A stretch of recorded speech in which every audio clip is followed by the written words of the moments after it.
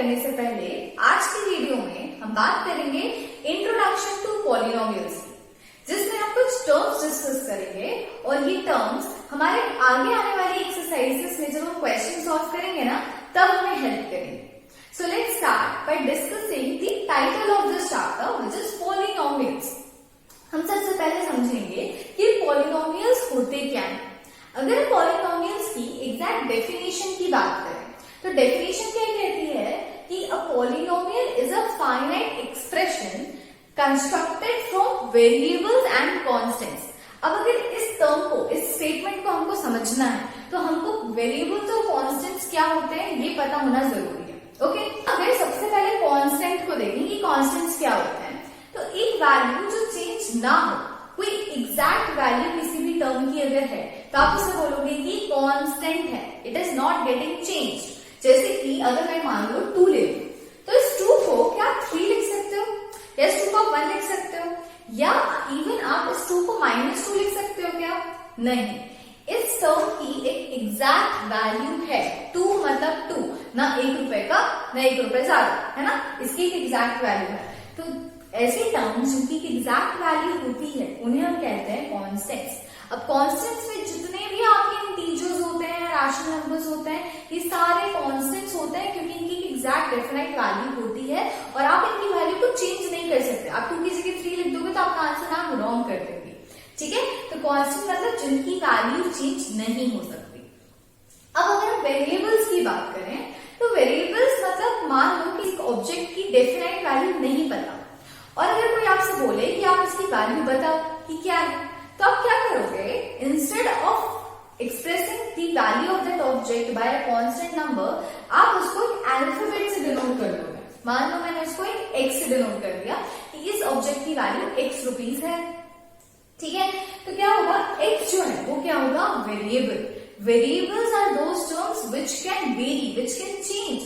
x की value 100 भी हो सकती है, 1000 भी हो सकती है, 1 भी हो सकती है, -50 भी हो सकती है ना। इसकी कोई एग्जैक्ट वैल्यू नहीं है कि x को इतना ही होना चाहिए। आपका क्वेश्चन जैसा है, क्वेश्चन पे डिपेंडेंट आपके वेरिएबल की वैल्यू चेंज होती है। आपने 8th स्टैंडर्ड में अलजेब्रिक एक्सप्रेशन जब पढ़ा होगा तो आप लोगों ने क्वेश्चंस किए होंगे, तो आपने x की डिफरेंट वैल्यूज निकाल के देखी होंगी। कभी x की वैल्यू 2 आ जाती है, कभी x की वैल्यू 3 आ जाती है, तो कुछ भी। Variables are those terms whose values can be changed, उसकी वैल्यू आप कुछ भी कर सकते हो। तो बेसिकली वेरिएबल्स क्या होते हैं? हमारे अल्फाबेट्स। इंग्लिश में हमारे जितने भी 26 अल्फाबेट्स होते हैं उसमें से कोई भी आप एक अल्फाबेट से एक वेरिएबल को डिनोट कर सकते हो, जबकि कॉन्स्टेंट्स हमारे नंबर्स होते हैं जितने भी, जिनको आप चेंज नहीं कर सकते, जिनकी वैल्यू एग्जैक्ट होती है। तो आई होप आप लोग को वेरिएबल्स और कॉन्स्टेंट समझ आ गया। अब डेफिनेशन में क्या बोल रहे हैं? A polynomial is a finite expression constructed from variables and constant. मतलब कि एक एक्सप्रेशन है जो कि वेरिएबल और कांस्टेंट से मिलके बन रहा है। या तो सिर्फ वेरिएबल भी हो सकता है या फिर सिर्फ एक कांस्टेंट भी हो सकता है या फिर इनका मिक्सचर भी हो सकता है। मतलब कि मैं 4 लिख सकती हूँ, मैं 4x लिख सकती हूँ या मैं सिंपल y लिख सकती हूँ। ठीक है, ये भी पॉलिनोमियल है, ये भी पॉलिनोमियल है, ये भी पॉलिनोमियल है। अब मान लो ये 3 टर्म्स है मेरे पास, इनको अगर मैं नेक्स्ट क्या बोल रहे हैं? Using mathematical operation constructed from variables and constant using mathematical operations. Mathematical operations क्या होते हैं? Plus, minus, multiplication, division. तो अगर मैं इन वेरिएबल्स या कांस्टेंट का जो ग्रुप है इनको अगर मैं मान लो ये 4 + 4x - 1, इस तरीके से अगर मैंने इसको लिख दिया, मैंने क्या किया? ये कांस्टेंट है, एक कांस्टेंट वेरिएबल है और एक वेरिएबल है, इनकी कॉम्बिनेशंस को मैथमेटिकल ऑपरेशन से अगर मैं कंबाइन कर देती हूँ तो ये क्या बन जाता है? मेरा एक पॉलिनोमियल। जरूरी नहीं है कि ये 3 टर्म्स होने चाहिए, कितने भी टर्म्स हो सकते हैं, सिंगल भी हो सकता है, 2 टर्म्स भी हो सकते हैं, 3 टर्म्स भी हो सकते हैं, वो भी अपन देखेंगे। तो this will be our polynomial. अब एक चीज और जो आपको याद रखनी है, क्या? Taking non negative integer powers. Powers मतलब आपको क्या होता है? जो इनके ऊपर हम लगाते हैं पावर्स। अभी पावर कुछ नहीं है, इसका मतलब क्या है? 1 है ना, कि 4 अपने आप से सिर्फ एक ही बार मल्टीप्लाई हो रहा है, इसके आंसर 4 आया। अब अगर मैं इसकी पावर 2 कर दूं तो क्या हो जाएगा? 4 × 4। अगर यहाँ पे इसकी पावर 4 कर दिया तो क्या हो जाएगा 4 into x to the power 4 है, मतलब x into x into x into x, 4 बार मल्टीप्लाई हो रहा है। तो आपको क्या बोल रहे हैं, नॉन नेगेटिव इंटीजर पावर्स होनी चाहिए। पावर जो आप लगाओगे वो नॉन नेगेटिव इंटीजर होना चाहिए। इंटीजर्स पॉजिटिव भी होते हैं, नेगेटिव भी होते हैं और जीरो भी होता है। नॉन नेगेटिव मतलब जितने भी होल नंबर्स हैं आपके वो ही होने चाहिए पावर्स में, इसके अलावा नहीं। अगर मैं इसको -2 करूंगी तो फिर ये पॉलिनोमियल नहीं रह जाएगा, है ना। अगर मैंने इसको √4 कर दिया तो भी पॉलिनोमियल नहीं रह जाएगा। It should be a non negative integer, it means a whole number. Zero चल सकता है, मैंने पावर में अगर जीरो लगा दिया तो चलेगा। जीरो के बाद जितने भी पॉजिटिव नंबर्स होते हैं वो आप पावर्स में लिख सकते हो। तो पॉलिनोमियल की डेफिनेशन समझ आई, combination of constants and variables when combined together by any mathematical operation which is having powers equal to non-negative integers, then that expression can be considered as a polynomial। इसी को हम polynomials बोल सकते हैं, ठीक है। polynomials में अगर बात करें तो ये जो प्लस और माइनस से अलग अलग हो गया ना, एक टर्म ये हो गया, एक ये हो गया, एक ये हो गया, तो इन्हीं को हम कहते हैं टर्म्स। जैसे यहाँ पे लिखा है polynomials are the combination of constants and variables, तो यही कॉन्स्टेंट और वेरिएबल का जो कॉम्बिनेशन होता है इसी को हम बोलते हैं टर्म्स। तो यहाँ पे 4 एक टर्म है, 4x एक टर्म हो गई और y एक टर्म हो गया। टर्म्स को आप मल्टीप्लिकेशन और डिवीजन से अलग नहीं कर सकते। अलग कैसे करोगे आप, सिर्फ प्लस और माइनस से।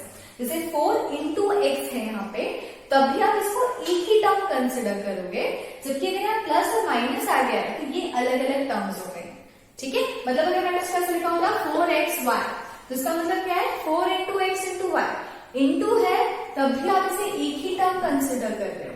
लेकिन अगर मैं यहाँ पे लिखती 4 plus x minus y, plus और माइनस से अगर अलग किया तो ये 3 डिफरेंट टर्म्स हो जाएंगे। तो आपको टर्म्स याद रखनी है, मल्टीप्लीकेशन और डिवीजन है, अगर दो टर्म्स के बीच में या दो वैल्यूज के बीच में तो आप उनको एक ही टर्म कंसिडर करोगे, और अगर प्लस और माइनस आ रहा है तो आप उनको अलग अलग टर्म्स कंसिडर करते हो। टर्म्स किससे बनती है हमारी, कांस्टेंट से और वेरिएबल से। अब कांस्टेंट पॉलिनोमियल मतलब क्या होता है, कांस्टेंट मतलब नंबर्स जो चेंज नहीं हो सकते। तो ऐसे पॉलिनोमियल्स जो सिर्फ नंबर्स से बने हैं, जैसे कि 100 नंबर, 100 एक नंबर है, कांस्टेंट है। अब आपका पॉलिनोमियल वेरिएबल भी हो सकता है, कांस्टेंट भी हो सकता है। तो ये सिर्फ एक कांस्टेंट है, इसमें कोई वेरिएबल नहीं है, तब भी आप इसको एक कांस्टेंट पॉलिनोमियल बोल सकते हो, ठीक है। अब अगर हम जीरो पॉलिनोमियल की बात करें तो जीरो मतलब जीरो, एक कांस्टेंट अगर जीरो है, जीरो इज ऑल्सो कांस्टेंट ना, जीरो को आप 1 या 2 नहीं लिख सकते। तो अगर मेरा जो पॉलिनोमियल है वो जीरो है तो मैं उसे बोलूंगी it is a zero polynomial. इसके बाद एक्सपोनेंट्स की बात करें तो मैंने अभी आपको बता दिया यहाँ पे कि अगर आप पावर में कोई वैल्यू लगाते हो, ठीक है, आपने क्या किया, पावर्स लगाएंगे, तो ये powers are called as exponents. और पॉलिनोमियल्स की कंडीशन होती है कि ये एक्सपोनेंट्स कैसे होने चाहिए, नॉन नेगेटिव, ठीक है। It should be a whole number, zero से लेके जितने भी हैं whole numbers, not decimal expressions, not irrational numbers, not rational numbers and not non negative integers, ठीक है। आपको सिर्फ पॉजिटिव होल नंबर्स अगर पावर्स में है तभी आप उस एक्सप्रेशन को पॉलिनोमियल कह सकते हो। अब जैसे कि मान लो आपने लगाया x और आपने इसके आगे लिख दिया 4, ये आपका एक पॉलिनोमियल है, ठीक है। अब इस पॉलिनोमियल में ये जो टर्म है वेरिएबल है और वेरिएबल के आगे मैंने कांस्टेंट लिखा है। तो वेरिएबल के साथ जो भी वैल्यूज आपकी साथ में होती हैं, इन वैल्यूज को आप कहते हो कोएफिशिएंट्स, ठीक है। अब कई बार बच्चों को क्या लगता है कि जो सिर्फ कांस्टेंट टर्म्स होती है ना वही कोएफिशिएंट्स होती है, तो ऐसा नहीं है। कोएफिशिएंट मतलब आपका कोई भी वेरिएबल है उसके साथ जितनी वैल्यूज अटैच्ड हैं विथ मल्टीप्लीकेशन और डिवीजन, प्लस या माइनस में तो टर्म्स ही अलग हो जाती हैं। तो मैं एक टर्म की बात कर रही हूँ, इस एक टर्म में एक 4 है और एक x है। x वेरिएबल के कोएफिशिएंट की बात करूंगी तो क्या लिखा है यहाँ पे 4, लेकिन मान लो मेरे पास एक ऐसा टर्म है 4x और y, ये भी तो एक ही टर्म है ना, मल्टीप्लीकेशन से अटैच्ड है। इसमें अगर मैं x का कोएफिशिएंट बोलूं तो आप क्या बोलोगे 4, है ना। लेकिन 4 के साथ साथ y भी तो है, y की भी तो कोई वैल्यू आएगी ना, भले ही ये वेरिएबल है, लेकिन अगर आप सॉल्व करते तो कुछ ना कुछ तो इसकी वैल्यू आनी चाहिए। तो y is also a coefficient of x, ठीक है। अगर आप एक वेरिएबल की बात करते हो तो उस वेरिएबल के साथ में जितने भी टर्म्स होते हैं अटैच्ड विद मल्टीप्लिकेशन और डिवीजन, उन वैल्यूज को हम कोएफिशिएंट कहते हैं। अब अगर मैं y के कोएफिशिएंट की बात करूंगी तो y के क्या हो गए 4 और x दोनों का, ठीक है। अगर प्लस और माइनस लग गया है तो वो टर्म्स अलग हो जाएंगी, बट अगर मल्टीप्लिकेशन और डिवीजन से अटैच्ड है, चाहे कितना भी हो, मान लो मैं z भी लगा दूं तो क्या होगा, x का कोएफिशिएंट 4y z होगा, z का कोएफिशिएंट 4xy होगा, y का कोएफिशिएंट 4xz होगा, ठीक है। तो कोएफिशिएंट मतलब any term which is attached with your variable with multiplication और division sign, these terms are called as coefficients. अब अगर टर्म्स की बात कर ही रहे हैं तो अगर ये सिंगल टर्म है तो आप इसको क्या बोलते हो, मोनोमियल। अब हम टाइप्स ऑफ पॉलिनोमियल्स की बात कर रहे हैं। पॉलिनोमियल बहुत टाइप का हो सकता है।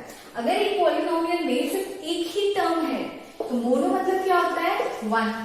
सिंगल टर्म है तो आप उसे बोलोगे मोनोमियल। अब मान लो इसके आगे मैंने लगा दिया एक, ठीक है, तो एक टर्म ये होगी और एक टर्म ये होगी, दो टर्म्स है हमारे पास में। तो when there are two terms then you can say that this polynomial is a binomial। Bi मतलब क्या होता है, टू, तो आप इसको बोलोगे बायनोमियल। बाय मींस होता है टू। अब मान लो यहाँ पे थ्री टर्म्स है, यहाँ पे मैंने मान लो कि मैंने x और y लिख दिया, ठीक है। अब आप लोगों को ऐसा लग रहा होगा ना कि ये xy है, ये भी तो xy है, तो ये दोनों तो साथ में होने चाहिए थे, लेकिन नहीं, ये x y z है और ये सिर्फ x और y है, तो ये दोनों भी अलग अलग टर्म्स होंगी। मान लो कई बार बच्चे कंफ्यूज होते हैं कि अगर ये x स्क्वायर है और ये x है, दोनों के वेरिएबल सेम है ना, x ही तो है, तो इसको तो एक ही टर्म होना चाहिए, it should be a monomial. लेकिन क्योंकि इनकी पावर्स अलग अलग है, आपको दिख रहा है ना, इसके एक्सपोनेंट्स अलग है, इसमें 2 है और इसमें 1 है, तो आप इसको प्लस नहीं कर सकते, ठीक है। तो ये भी टर्म क्या होगा आपका, बाइनोमियल। सिमिलरली भले यहाँ पे ये दो वेरिएबल इन दो वेरिएबल से सिमिलर है, लेकिन यहाँ पे एक z आ रहा है ना, एक डिफरेंट वेरिएबल आ रहा है, तब तो भी आप इसको डिफरेंट टर्म्स ही कंसिडर करोगे। अब ये क्या हो जाएगा, क्योंकि यहाँ 3 टर्म्स हैं तो आप इसको बोलोगे ट्राइनोमियल। ट्राई का मतलब क्या होता है, 3, ठीक है। मोनो मतलब 1, single term monomial, if 2 terms are given then binomial, if 3 terms are given then trinomial, and more than it is given तो आप क्या बोलोगे कि ये polynomial है। सिंपल आप इसे कोई एक पर्टिकुलर टर्म से डिफाइन करने के बजाय आप उसको होल बोलोगे कि दिस इज अ पॉलिनोमियल। तो पॉलिनोमियल के टाइप्स देखे हमने, कोएफिशिएंट्स देखे, कांस्टेंट देखे, वेरिएबल्स देखे, टर्म्स को अलग कैसे करते हैं वो भी देखा। वेरिएबल सेम है लेकिन पावर्स अलग हैं, तो भी आप इन्हें डिफरेंट टर्म्स ही कंसिडर करोगे और इसको बाइनोमियल ही कहोगे, ठीक है। अब हमारा नेक्स्ट टॉपिक है डिग्री। डिग्री का मतलब होता है कि मान लो मेरे पास एक पॉलिनोमियल है 4x³ plus 2x² plus 4x plus 4, ठीक है। ये पॉलिनोमियल है जिसमें कितनी टर्म्स है, 1 2 3 4 terms are given with a single variable. सब में x वेरिएबल है तो एक ही वेरिएबल है, ठीक है। सिंगल वेरिएबल के साथ देखिए क्योंकि पावर्स अलग अलग हैं तो आपने इनको अलग अलग टर्म्स कंसिडर किया है, और यहाँ पे कितनी टर्म्स हो गई, टोटल 4 टर्म्स हो गई। This is a polynomial. अब इस पॉलिनोमियल में आपको पावर्स दिख रही हैं, इसमें x की पावर 3 है, इसमें 2 है, इसमें 1 है और इसमें x की पावर क्या होगी, 0। क्यों, क्योंकि जब आप x टू दी पावर 0 लिखोगे तो x की वैल्यू जाएगी 1 और 4 into 1 क्या होगा, 4। तो यहाँ पे x टू दी पावर 0 है, नहीं भी लिखोगे तो भी चलेगा।